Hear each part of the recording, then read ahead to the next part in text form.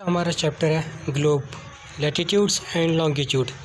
पिछले चैप्टर में हमने पढ़ा था कि जो हमारी प्लैनेट अर्थ है उसकी शेप स्फेयर नहीं है, जबकि कैसी है कि जो उसके एंड पॉइंट है वहाँ पे वो कैसी पिचकी हुई, जैसे कि नॉर्थ और साउथ पोल वो पिचकी हुई है और बीच में से थोड़ी फूली हुई है।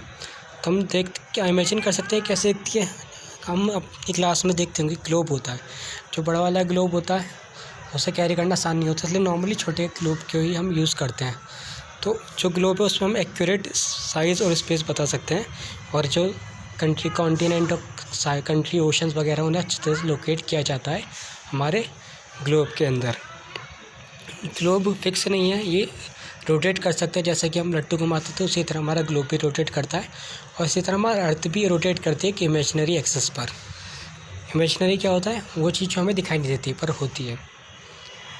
हम किसी भी पॉइंट की लोकेशन स्फीयर पे अर्थ में नहीं बता सकते, तो ये एक क्वेश्चन आता है कि हम कैसे बताएंगे लोकेशन, कैसे चेक करेंगे एक प्लेस की। तो उसके लिए हमें कुछ पॉइंट ऑफ रेफरेंस चाहिए होते हैं और लाइन चाहिए होती है ताकि हम उस प्लेस की लोकेशन बता सकें। तो ना एक नीडल फिक्स की जाती है ग्लोब में टिल्टेड मैनर में, जैसे कि हम देख सकते हैं यहाँ पे देख रहे हैं, यहाँ पे टिल्ट है एक ये और एक ये टिल्टेड पॉइंट है यहाँ पर हमारी ग्लोब का। तो तो इन्हें क्या बोलते हैं, ये जो आ रही लाइन इसे हम बोलते हैं एक्सिस। जो दो पॉइंट है ग्लोब पे जिनसे नीडल पास हो रही है, एक ये वाला इसे बोलते हैं साउथ पोल, और एक हमारे ये वाला इसे बोलते हैं नॉर्थ पोल।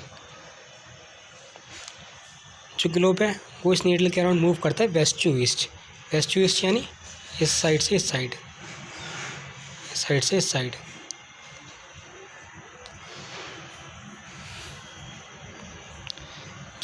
जैसे अर्थ मूव करती है, पर हमेशा एक मेजर डिफरेंस रहता है। जो अर्थ है उसके पास कोई नीडल नहीं है, वो अपने एक्सेस के अराउंड मूव करती रहती है, और जो हमारी एक्सेस एक इमेजिनरी लाइन है। एक इमेजिनरी लाइन जो ग्लोब के थ्रू रन करती है वो उसे दो इक्वल पार्ट में डिवाइड करती है। जैसे यहाँ से एक लाइन जाएगी वो इसे इक्वल पार्ट में डिवाइड कर देगी, उसी का हम बोलते हैं इक्वेटर। इक्वेटर के नर्दर्न पार्ट वाला जो हिस्सा होता है उसे हम बोलते हैं नर्दर्न हेमिस्फीयर, और जो साउथ वाला हिस्सा होता है उसे बोलते हैं हम सदर्न हेमिस्फीयर। दोनों ही इक्वल हाफ्स होते हैं। तो इक्वेटर एक इमेजिनरी सर्कुलर लाइन है और एक इम्पोर्टेंट रेफरेंस पॉइंट है किसी भी जगह का लोकेशन चेक करने के लिए। जितने ही पैरेलल चलकर जा रहे हैं इक्वेटर से पोल्स की तरफ, उन्हें पैरेलल्स ऑफ लैटिट्यूड देख सकते हैं। जैसे कि हम इक्वेटर है, इक्वेटर के ऊपर क्या है 20 डिग्री नॉर्थ, ये भी पैरेलल्स ऑफ लैटिट्यूड है। 40 degree north, 80 degree north, 60 degree north, 20 degree south, ये हमारे पैरेलल्स ऑफ लैटिट्यूड है। और एक चीज़ जो ध्यान रखने वाली है कि जो लैटिट्यूड है उन्हें हम डिग्री में मेजर करते हैं। इक्वेटर भी हमारा एक लैटिट्यूड है जो 0 डिग्री लैटिट्यूड को रिप्रेजेंट करता है। जो डिस्टेंस है इक्वेटर का किसी भी पोल के, वो कितना है 1/4 of the circle round that. 1/4 of the circle एक पूरा सर्कल 360 डिग्री का होता है, तो 1/4 यानी 90 डिग्री। तो इसी वजह से जो हमारा नॉर्थ पोल है वो 90 डिग्री नॉर्थ होता है, और जो साउथ पोल है हमारा 90 डिग्री साउथ होता है। और इसी तरह जो पहले नॉर्थ ऑफ इक्वेटर के उन्हें हम बोलते हैं नॉर्थ लैटिट्यूड, यानी 20 नॉर्थ, 40 नॉर्थ, 60 नॉर्थ, ये सारे पैरेलल ऑफ लैटिट्यूड है, पर ये नॉर्दर्न साइड में, इसलिए हम क्या बोलते हैं इसे नॉर्थ लैटिट्यूड। इस तरीके से नीचे इक्वेटर के नीचे हम देखते हैं 20 डिग्री साउथ है। इस तरीके से नीचे जाते रहेंगे तो और भी पैरेलल्स आते रहेंगे। तो जो साउथ ऑफ इक्वेटर पर पैरेलल होता है उन्हें हम बोलते हैं साउथ लैटिट्यूड। और जो हर एक लैटिट्यूड की वैल्यू है वो नॉर्थ या फिर साउथ से डिटरमाइन होती है। तो अगर हमें किसी जगह की लोकेशन बतानी हो लैटिट्यूड के बेसिस पे, तो हम बताएंगे नॉर्थ और साउथ का रेफरेंस लेकर। एक एग्जांपल है चंद्रपुर, जो कि महाराष्ट्र में है, इंडिया में, और जो बेलो हॉरिजॉन्टो ब्राज़ील में, साउथ अमेरिका, वो दोनों parallels of about 20 degree latitude, यानी दोनों का जो मैग्नीट्यूड है 20 डिग्री है सेम। पर जो हमारा चंद्रपुर है महाराष्ट्र में वो नॉर्थ ऑफ द इक्वेटर में, और जो हमारा बेलो हॉरिजॉन्टे है वो 20 डिग्री साउथ में है। तो हम कह सकते हैं कि जो चंद्रपुर है वो 20 डिग्री नॉर्थ लैटिट्यूड पर है और बेलो हॉरिजॉन्टे 20 डिग्री साउथ लैटिट्यूड पर है। जैसे जैसे हम इक्वेटर से दूर जा रहे हैं तो हम देखते हैं कि जो पैरेलल्स ऑफ लैटिट्यूड का डिस्टेंस है वो कम होता जा रहा है। तो देख रहे हैं यहाँ पे जीरोस पे कितना बड़ा सर्कल बन रहा था, 20 डिग्री नॉर्थ पे हमारा कम हो रहा है, 40 डिग्री नॉर्थ पे उससे कम, 60 डिग्री नॉर्थ पे उससे कम, 80 डिग्री नॉर्थ पे कम होता जा रहा है। तो हम देख सकते हैं कि जो लैटिट्यूड का डिस्टेंस है वो कम होता जा रहा है। एक नेक्स्ट पॉइंट आता हमारा important parallels of latitude. Equator को छोड़ दे, नॉर्थ पोल और साउथ पोल को छोड़ दे, तो 4 इंपॉर्टेंट पैरेलल्स ऑफ लैटिट्यूड भी होता है। पहला ट्रॉपिक ऑफ कैंसर, जो कि हमारा नॉर्दर्न ऑफ हेमिस्फीयर में होता है। तो 0 डिग्री सेल्सियस से लेकर 23.5 डिग्री नॉर्थ जी 0 डिग्री का हमारा होता है इक्वेटर और 23.5 डिग्री नॉर्थ होता है हमारा ट्रॉपिक ऑफ कैंसर। हम बात करते हैं ट्रॉपिक ऑफ कैप्रिकॉर्न, ये हमारा सदर्न लैटिट्यूड में होता है, यानी 23.5 डिग्री साउथ। नेक्स्ट हमारा आर्कटिक सर्कल जो कि हमारा 66.5 डिग्री नॉर्थ में होता है, और हमारा एंटार्क्टिक सर्कल ये होता है हमारा साउथ में, यानी 66.5 degree south of the equator. Heat zone of the earth, जो मिड डे सन है, मिड डे सन यानी जब जो हमारा सन है एक्जैक्टली ओवरहेड पर हो कम से कम एक बार किसी भी लैटिट्यूड पे, और ये कहाँ कौन से एरिया में होता है, ट्रॉपिक ऑफ कैंसर और ट्रॉपिक ऑफ कैप्रिकॉर्न के बीच में। Tropic of Cancer 23.5 degree north and Tropic of Capricorn 23 की साउथ। इस एरिया को हम मैक्सिमम हीट वाला, यानी यहाँ पे सबसे ज़्यादा गर्मी पड़ती है, और इसी इसे क्या बोलते हैं, टॉरिड जोन। तो हम देख सकते हैं कि ये वाला एरिया यहाँ से लेकर और यहाँ से का एरिया हमारा क्या है, टॉरिड जोन वाला है। यहाँ पे बहुत ज़्यादा गर्मी होती है और जो सन है यहाँ पे ओवरहेड भी आता है, यानी हमारे बिल्कुल सर पे भी पहुँचता है। जो मिड डे सन है वो ट्रॉपिक ऑफ कैंसर और ट्रॉपिक ऑफ कैप्रिकॉर्न के बियॉन्ड, यानी हम ट्रॉपिक ऑफ कैंसर से ऊपर वाला हिस्सा कौन सा होता है हमारा, आर्कटिक सर्कल वाला। जो ट्रॉपिक ऑफ कैप्रिकॉर्न है एंटार्क्टिक सर्कल वाला। तो जो ट्रॉपिक ऑफ कैंसर से लेके ट्रॉपिक आर्कटिक सर्कल और ट्रॉपिक ऑफ कैप्रिकॉर्न से एंटार्क्टिक सर्कल वाले एरिया में वहाँ पे क्या है, हमारा सन ओवरहेड नहीं होता, पर वो जो एंगल है सन रे का वो धीमे पोल की तरफ जाते जाते कम होने लगता है। तो जो एरिया ट्रॉपिक ऑफ कैंसर और आर्कटिक सर्कल के बीच में होता है नदर्न हेमिस्फेयर में, और जो ट्रॉपिक ऑफ कैप्रिकॉर्न और एंटार्क्टिक सर्कल के बीच में होता है सदर्न हेमिस्फेयर में, वहाँ पे टेम्परेचर थोड़ा कम होता है, इसलिए हम उन्हें टेम्परेट जोन भी बोलते हैं। Tropic of Cancer and Arctic Circle के बीच में कौन सा है, नॉर्थ टेम्परेट जोन, और ट्रॉपिक ऑफ कैप्रिकॉर्न और साउथ एंटार्क्टिक सर्कल में हमारा साउथ टेम्परेट जोन। यहाँ पे जो है थोड़ा टेम्परेचर मॉडरेट रहता है। अब लास्ट हमारा है जो आर्कटिक सर्कल नॉर्थ पोल के वाला एरिया, उसे नदर्न हेमिस्फीयर में, और एंटार्क्टिक सर्कल और साउथ पोल के सदर्न हेमिस्फीयर में बहुत ज़्यादा ठंडा रहता है। ऐसा इसलिए रहता है क्योंकि यहाँ पे जो सन है हॉरिज़ॉन से ऊपर नहीं जा पाता, जिसकी वजह से जो रेस है वो हमेशा तिरछी आती हैं और कम गर्मी वाली होती हैं, इसलिए इन्हें फ्रिजिड जोन भी बोला जाता है। हम एक हमारी नेक्स्ट मैग्नीट्यूड आता है लॉन्गिट्यूड। किसी भी प्लेस की पोजीशन को फिक्स करना हो तो हमें ये पता होना बहुत ज़रूरी है कि लैटिट्यूड से भी ज़्यादा कोई ज़रूरी चीज़ है, और वो क्या है हमारी लॉन्गिट्यूड। जो टोंगा आइलैंड है पैसिफिक ओशन में, और मॉरिशस आइलैंड है इंडियन ओशन पे, और दोनों एक ही लैटिट्यूड 20 डिग्री साउथ पर ही एग्जिस्ट करते हैं।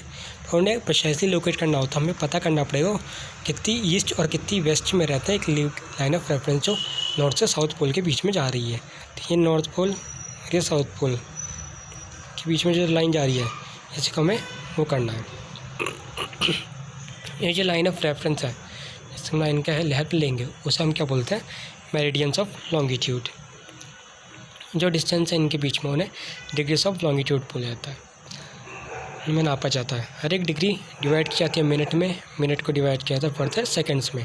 एक सेमी सर्कल्स होते हैं, और जो इनका डिस्टेंस है वो क्या होता है, धीरे धीरे कम होता रहता है पोलवर्ड्स की तरफ, जब तक पोलवर्ड्स पे क्या हो जाता है, ज़ीरो हो जाता है, क्योंकि यहाँ पे जाके सारे मेरिडियन देख रहे हैं हम कि सब मेरिडियन आकर क्या कर रहे हैं, यहाँ पे मीट कर रहे हैं।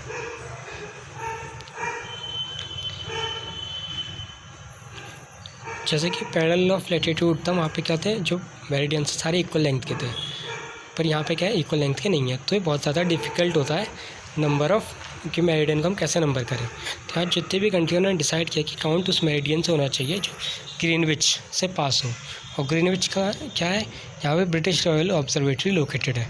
इस मेरिडियन को हमने प्राइम मेरिडियन बोला और इसे नाम दिया 0 डिग्री लॉन्गिट्यूड, और इसी से हम 180 डिग्री ईस्टवर्ड और 180 डिग्री वेस्टवर्ड काउंट करते हैं। जो प्राइम मेरिडियन और 180 डिग्री मेरिडियन है वो अर्थ को दो इक्वल हाउस में डिवाइड करता है, एक तरफ हमारा ईस्टर्न हेमिस्फेयर और एक तरफ हमारा वेस्टर्न हेमिस्फेयर। तो जो लॉन्गिट्यूड है प्लेस का उसे हम रिप्रेजेंट कैसे करेंगे, ईस्ट के लिए हम लेटर ई का यूज़ करेंगे और वेस्ट के लिए हम लेटर डब्ल्यू का यूज़ करेंगे। तो ये बहुत ज़्यादा इंटरेस्टिंग है कि जो 180 डिग्री ईस्ट और 180 डिग्री वेस्ट मेरिडियन है वो दोनों एक ही लाइन यानी लैटिट्यूड की बात हो रही है। यहाँ पर हम जो ग्रिड देख रहे हैं पैरेलल्स ऑफ लैटिट्यूड और मेरिडियन ऑफ लॉन्गिट्यूड की ग्लोब पे, तो हम वो कोई भी पॉइंट क्या ग्लोब पर इजीली लोकेट कर सकते हैं अगर हमें पता उसका लैटिट्यूड और लॉन्गिट्यूड पता हो। जैसे एक दुबरी असम में वो 26 degree north latitude and 90 degree east longitude पर एग्जिस्ट करता है। तो जहाँ अभी फाइंड आउट करना है पॉइंट जहाँ पे दो लाइन कट करते हैं एक दूसरे को, जहाँ पे कट करेगी वो पूरी लोकेशन होगी किसकी, ड्यूबरी की। तो इसे अच्छे से समझने के लिए इक्विडिस्टेंट वर्टिकल और हॉरिजॉन्टल लाइन दे रखी है यहाँ पे मैं। वर्टिकल रोज़ को तो हमने काउंट करा है नंबर से, हॉरिजॉन्टल रोज़ को लेटर से। और छोटे छोटे सर्कल बना रखे हैं हॉरिजॉन्टल वर्टिकल लाइन जहाँ पे इंटरसेक्ट कर रही हैं A B C D E। जो वर्टिकल लाइन है वो रिप्रेजेंट करती है ईस्ट लॉन्गिट्यूड को, और जो हॉरिजॉन्टल लाइन है वो नॉर्थ लैटिट्यूड को। हम देखते हैं सर्कल A जो लोकेटेड है वो कहाँ पर है, 20 डिग्री नॉर्थ लैटिट्यूड और 1 डिग्री ईस्ट लॉन्गिट्यूड। तो इस तरह से हम लोकेशन निकाल सकते हैं अलग अलग सर्कल्स की। बताया लॉन्गिट्यूड और टाइम। जो सबसे अच्छा तरीका है टाइम को मेजर करने का वो होता है अर्थ, मून और प्लैनेट की मूवमेंट को देखकर। जो सन है सुबह उगता है और शाम हर दिन उगता है और छिप जाता है, और ये सबसे अच्छा टाइम कीपर है। तो जो लोकल टाइम है हम उस पता लगा सकते हैं कि जो सन है वो कितनी परछाई हमारी बना रहा है। जैसे हम दोपहर के टाइम पे देखते हैं तो परछाई बहुत छोटी होती है, और शाम के टाइम या फिर सुबह के टाइम जब अर्ली मॉर्निंग में तो हमारी शेडो बड़ी होती है। तो उससे हम टाइम का पता लगा सकते हैं। जो प्राइम मेरिडियन है ग्रीनविच का, जिसके जहाँ पे सन क्या होता है हाईएस्ट पॉइंट होता है स्काई पे पूरे दिन, हमें क्या बोलते हैं उस दिन, मिड डे और नून। ऐसे अर्थ रोटेट करती है वेस्ट से ईस्ट। जो प्लेसेस हैं ग्रीनविच के ईस्ट में वो क्या होंगे, हेड होंगे ग्रीनविच टाइम पे, और जो वेस्ट है में है वो क्या होंगे, पीछे होंगे। तो जो रेट ऑफ डिफरेंस है उन्हें कैलकुलेट किया गया है। जो अर्थ है हमारी वो 360 डिग्री रोटेट करती है 24 घंटे में। इसका मतलब क्या हुआ, डिवाइड करेंगे तो पता चलेगा कि 50 डिग्री 1 घंटे में। और जब 12 नून हो रहा हो ग्रीनविच पे तो ईस्ट वाला जो Greenwich east of 15 degree east of Greenwich क्या होगा, 1 घंटा आगे। 15 × 4 60 मिनट यानी 1 घंटा आगे, यानी वहाँ पर क्या हो रहा होगा 1 PM। और जो वेस्ट में होगा ग्रीनविच वहाँ पे क्या होगा 1 घंटा पीछे यानी 11 AM। तो 180 डिग्री जब 180 डिग्री पर क्या होगी मिडनाइट, जब नून पर क्या हो रहा होगा, ग्रीनविच पर नून हो रहा होगा। ऐसा कोई भी प्लेस हम वॉच पे एडजस्ट कर सकते हैं 12 o'clock के, जब सन हमारा हाईएस्ट पॉइंट हो स्काई में, या फिर जब मिड डे हो।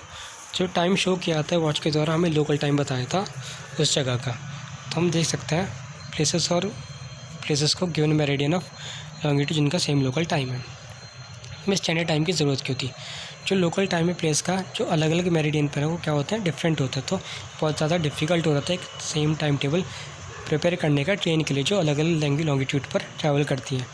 इंडिया में वहाँ एग्जांपल के लिए लेता है कि डिफरेंस है 1 घंटे 45 मिनट का लोकल टाइम में, जो द्वारका है गुजरात में और जो डिब्रूगढ़ है असम में। तो ये बहुत ज़्यादा ज़रूरी है ताकि हम लोकल टाइम ले स्टैंडर्ड सेंट्रल मेरिडियन हमारी कंट्री का जिससे स्टैंडर्ड टाइम माना जा सके।